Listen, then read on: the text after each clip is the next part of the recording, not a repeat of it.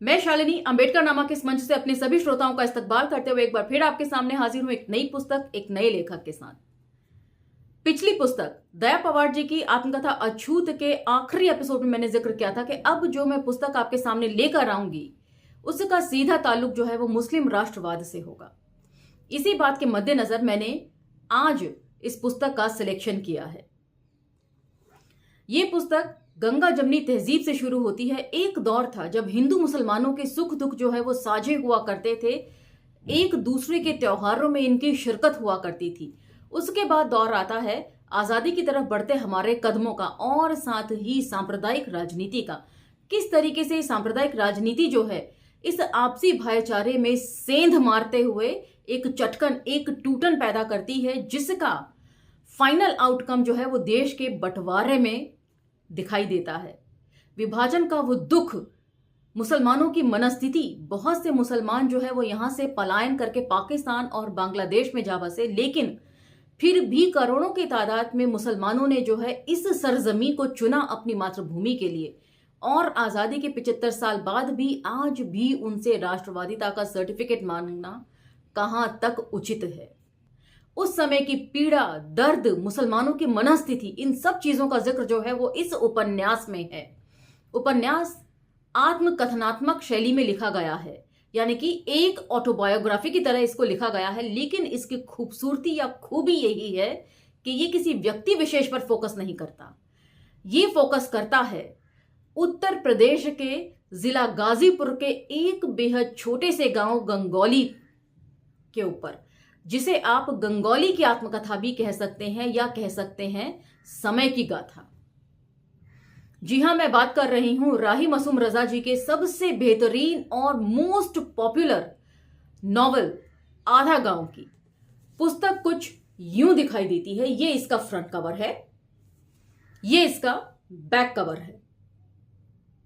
पुस्तक जो है वो राजकमल पेपर बैक से प्रकाशित है और इसका दाम जो है वो 399 रुपए है। मैंने हर बार की तरह पुस्तक अमेजॉन से मंगवाई है, उस पर ये अवेलेबल है। यदि पढ़ने में रुचि है तो आप भी मंगवा सकते हैं। अदरवाइज यदि पब्लिकेशन हाउस को लिखना है तो पब्लिकेशन हाउस का सारा ब्यौरा जो है वो डिस्क्रिप्शन बॉक्स में रहेगा। बार बार कमेंट सेक्शन में पुस्तक कहां से मंगवाई है, कहां से अवेलेबल हो सकती है, ये ना लिखें, सीधा डिस्क्रिप्शन बॉक्स देखें। हर बार की तरह इसको मैं बैक कवर से ही शुरुआत करूंगी, लेकिन उससे पहले यह बता दूं कि पुस्तक जो है 1966 में सबसे पहले प्रकाशित हुई थी और बेहद लिमिटेड एडिशन के साथ, जो सिर्फ लाइब्रेरियों की शोभा बढ़ाने के लिए छापा गया था। उसके बाद 1984 में इसका पहला संस्करण जो है वो जनता के लिए आया और 25वां संस्करण जो है वो 2022 में आया और मेरे पास वही है। तो हर बार की तरह शुरुआत करते हैं इसके बैक कवर से। आधा गांव यानी गंगौली, जिला गाजीपुर विदिन ब्रैकेट उत्तर प्रदेश, काल परिप्रेक्ष्य 1947, स्वाधीनता के समय होने वाला देश विभाजन।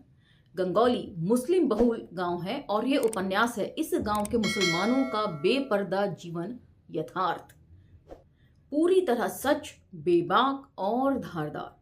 पाकिस्तान बनते समय मुसलमानों की विविध मनस्थितियों, हिंदुओं के साथ उनके सहज आत्मीय संबंधों तथा द्वंद्व मूलक अनुभवों का अविस्मरणीय शब्दांकन। सांप्रदायिकता के खिलाफ एक ऐसा सृजनात्मक प्रहार जो दुनिया में कहीं भी राष्ट्रीयता के ही हक में जाता है। लेखक की चिंता सार्वजनीन है कि गंगौली में अगर गंगौली वाले कम तथा सुन्नी और शिया और हिंदू ज्यादा दिखाई देने लगे तो गंगौली का क्या होगा, यानी कि सांप्रदायिक राजनीति की जो सेंध लगी है उसके ऊपर चर्चा। दूसरे शब्दों में, गंगौली को यदि भारत मान लिया जाए तो भारत का क्या होगा, भारतीय कौन होंगे। अपनी वस्तुगत चिंताओं, गतिशील रचना शिल्प, आंचलिक भाषा सौंदर्य और सांस्कृतिक परिवेश के चित्रण की दृष्टि से अत्यधिक महत्वपूर्ण उपन्यास, हिंदी तथा साहित्य की बहुचर्चित और निर्विवाद उपलब्धि। इस कृति की सबसे बड़ी खासियत है संयमहीनता। इसके सभी पात्र बिना लगाम के हैं और उनकी अभिव्यक्ति सहज, सटीक और दो टूक है, गालियों की हद तक। उसके बाद राही मासूम रजा जी का छोटा सा कोट है, वो भी पढ़ देती हूँ। राही मासूम रजा, हिंदी का शायद ये पहला उपन्यास है जिसमें शिया मुसलमानों तथा संबद्ध लोगों का ग्रामीण जीवन अपने समग्र यथार्थ में पूरी तीव्रता के साथ सामने आता है। उसके बाद राही मासूम रजा जी का परिचय है, वो मैं आपके लिए पढ़ रही हूं। राही मासूम रजा, आपका जन्म 1 सितंबर 1925 को गाजीपुर उत्तर प्रदेश में हुआ। प्रारंभिक शिक्षा वहीं परवर्ती अलीगढ़ यूनिवर्सिटी में। अलीगढ़ यूनिवर्सिटी में ही उर्दू साहित्य के भारतीय व्यक्तित्व पर पीएचडी अध्ययन समाप्त करने के बाद अलीगढ़ यूनिवर्सिटी में अध्यापन कार्य से जीविकोपार्जन की शुरुआत। कई वर्षों तक उर्दू साहित्य पढ़ाते रहे। बाद में फिल्म लेखन के लिए बंबई गए। जीने की जी तोड़ कोशिशें और आंशिक सफलता। फिल्मों में लिखने के साथ साथ हिंदी उर्दू में समान रूप से सृजनात्मक लेखन।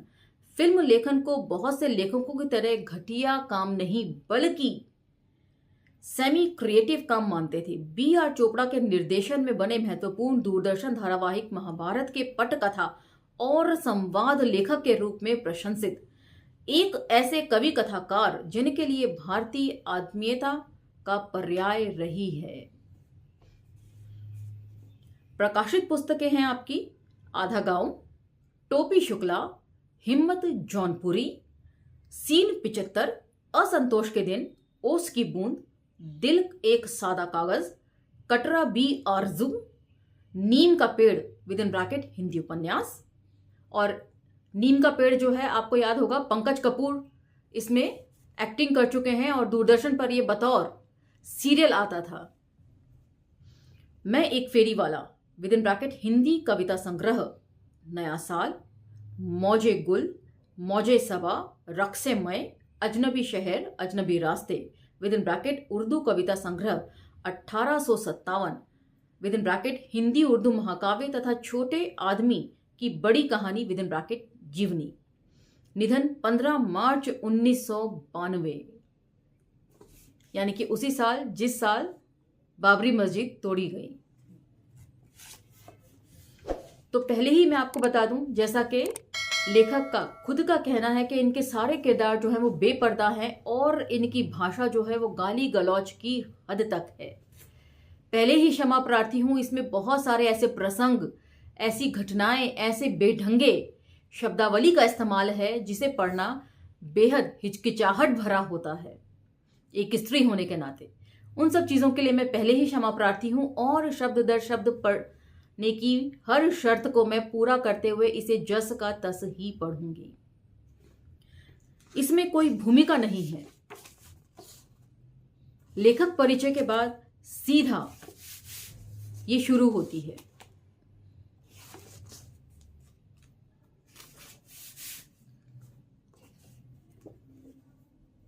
पुस्तक इन्होंने किन्हें समर्पित की है वो मैं आपको पढ़ देती हूं। यह आधा गांव अपने पूरे दोस्त कुंवर पाल सिंह को भेंट करता हूं, क्योंकि अगर उसका साथ ना होता तो शायद मैं इस कहानी को लिख ही ना पाता। सिलसिलेवार पाठन हम इसका कल से शुरू करेंगे। पहला टॉपिक इसका होगा ऊंघता शहर।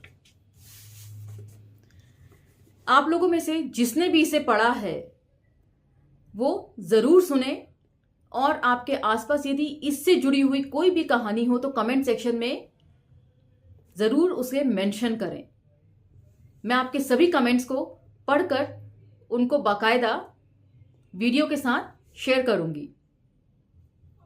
और यदि आपके पास ये उपन्यास मौजूद है तो निकाल लीजिए, अगले एपिसोड से हम इसे साथ साथ पढ़ेंगे।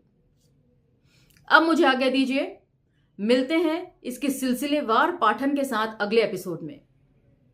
धन्यवाद। जय भीम।